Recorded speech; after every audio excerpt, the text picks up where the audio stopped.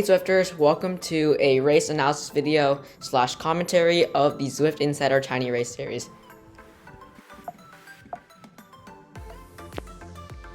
So something unique about this race is that it is using the new Pack Dynamics version 4, which basically makes it, they're trying to make it more realistic, and they're trying to make the pack speed a bit slower so that breakaways actually stand a chance against the big blobs of around 100 riders. And this is because currently riders who are doing like 6 watts per kilo off the front will still get caught by a few riders just pushing them 4 to 5 on the front of a big group. So now, in order to keep the speed up, there needs to be a rider pulling at all times, which doesn't entirely make sense because there is always going to be a rider pulling at all times. And since everyone is doing around like 3 to 4 when they're just sitting in the blob, there is going to be somebody who is on the front constantly driving the pace. So I don't really see how it makes that big of a difference. And honestly, I didn't notice that big of a difference, but I'm going to be talking about my experience with the new draft and what I think Zwift should be improving, and just about the race in general, because there were quite a few interesting moments in this race where I think I definitely could have done better, and there were some parts that I felt I did really well. And I've got some very varying results from these 4 tiny races. First race, not so great. Second race was pretty awesome. Third race, it was decent, but that's where Pack Dynamics 4 kind of came into play in that race a lot, and that's where I think that I had the worst experience with PD4. And then the final race, I was completely dead, but I'm going to show you some footage of another Zwifter who I ride with sometimes, and we race together sometimes. He's an extremely strong rider, and he's probably a bit better than me, but it's great to race with him.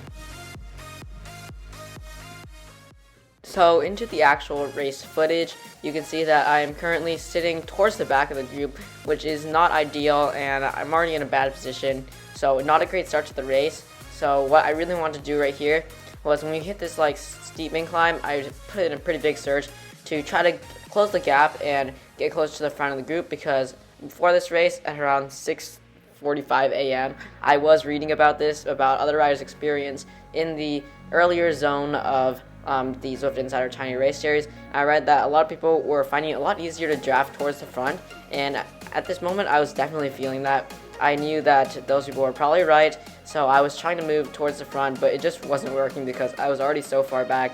It's rollers, so heavier riders do have the advantage, and it's just not going well for me at this point in the race.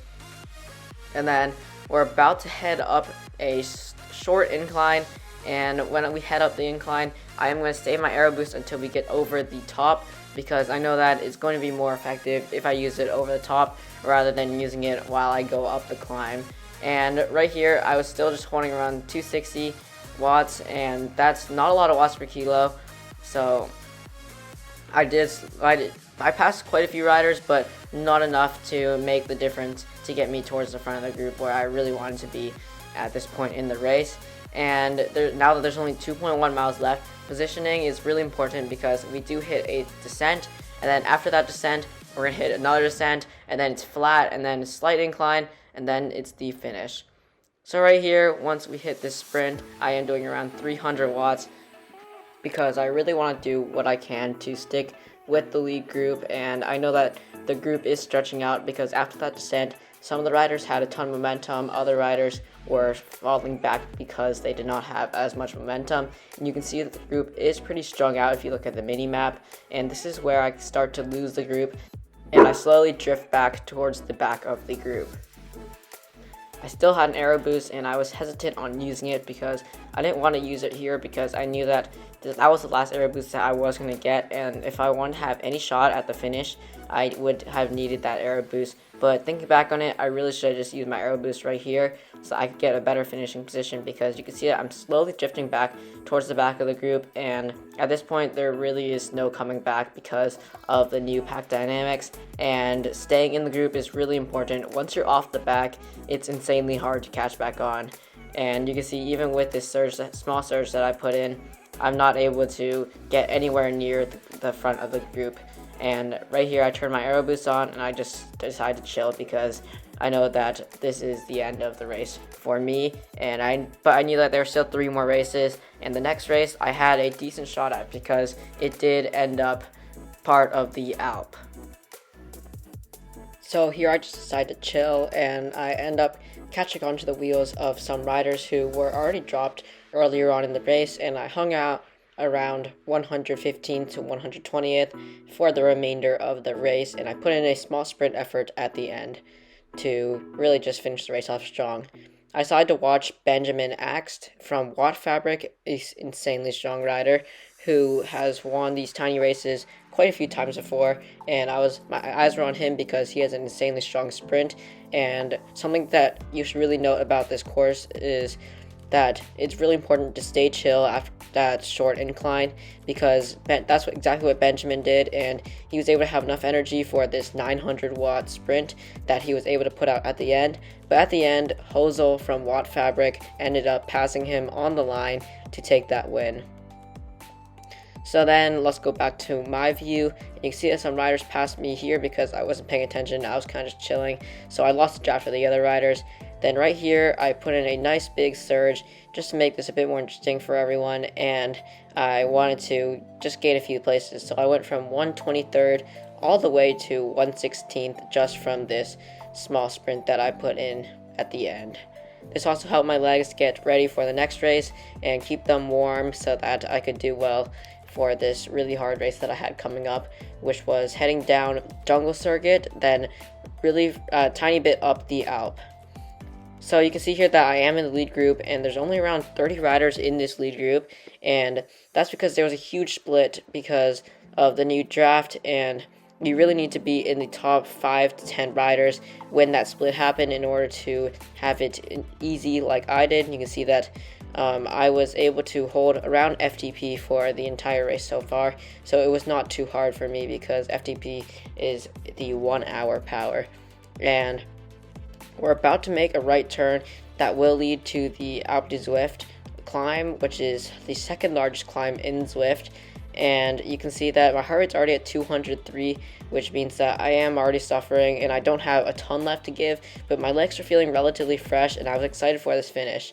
Originally, I thought that I was going to get dropped on the descent, but positioning really helped on the descent, and I was able to stick with this group, so that's why I only have around 2 minutes of footage for this finish.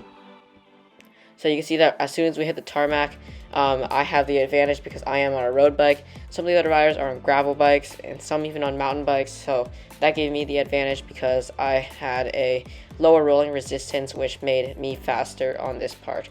But pretty much all the riders in the top 10 had road bikes ready for this segment finish.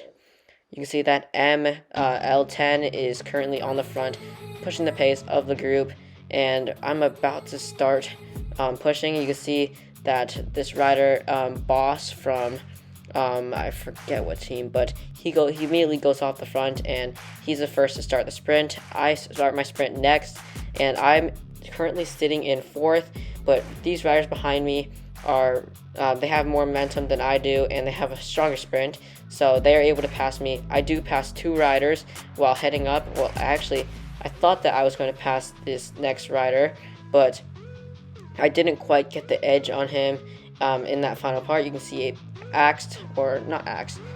Yeah, it looks like that is Benjamin Axt, who just flies right by me, and it looks like I do take lead on this finishing bit, but it looks like he ended up edging me out by 0.08 of a second. So overall, really happy with that result, and I got a huge Zwift power gain of 16 points, and my score for that race was 113, the lowest my score has ever been. On to race 3 of 4. My legs were already dead at the start of this race, and I felt that I had no energy left in my legs, so I had no idea if I was even going to make it past the first mile, but I did, and I was able to hang on for quite a bit, and you can see that the group is moving around nicely, and riders are slowly moving through the group. Some are falling back, and I kind of got stuck in the sticky draft towards the back of the group, which led to complete disaster. And there was a large group with me, including Eric from Zwift Insider, who actually runs the series, and I did put in a surge here to try to catch back up, but it wasn't quite enough to stick to those wheels, and I ended up getting dropped right here. And you can see that The interesting thing is I had a small group of around 4 or 5 riders who were all pushing around 4 to 5 watts per kilo to try to get back on to the group, but we didn't, and we were passed by some riders who were just flying right by. And I think that's something with the slingshot effect that Zwift has changed with this draft, and I'm going to have a separate video about the new pack dynamics and what I think about them and what Zwift could have done differently with the draft. And right, you can see that we are really strung out. It's just a long line. Some riders were just flying right by, and I'm going to try to do a small sprint here to see if I can gain a few places, because I am in 68th, which is not ideal, and this is way worse than I did in the previous race. I was able to pass quite a few riders because they were all suffering up this little bit, and I moved up into 61st. Overall, this was not a great race, but I still had the 4th race to see if I had anything left to give, but my legs were feeling like they did not at this point, and my heart rate was through the roof.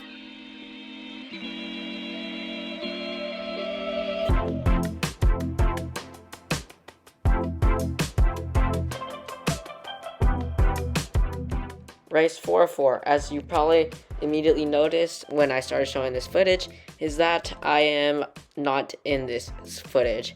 I am actually watching another rider, Bav, who is on BYT, the team that I do race for, and he is a really strong rider. As I mentioned earlier in the video, he has raced against me a couple of times, and we've raced together a couple of times.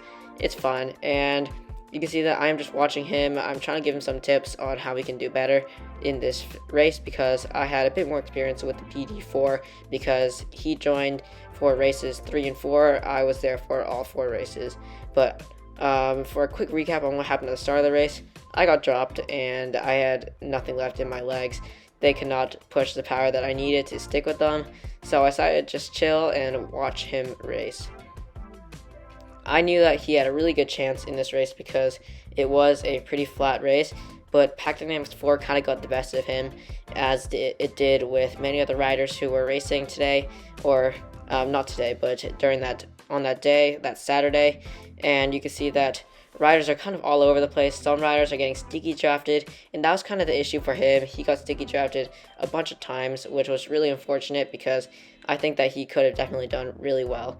And sticky draft is something that used to be present in the previous few versions of Pack Dynamics, but it kind of got eliminated with Pack Dynamics 3, which is what most riders are riding with right now, which is quite annoying that it is back, and I think Zwift is definitely taking steps to fix that right now, because there were a lot of complaints about it, and also the over-dramatic slingshot effect, and also getting caught towards the back of the group. You just have no shot at catching back up if you drift too far back.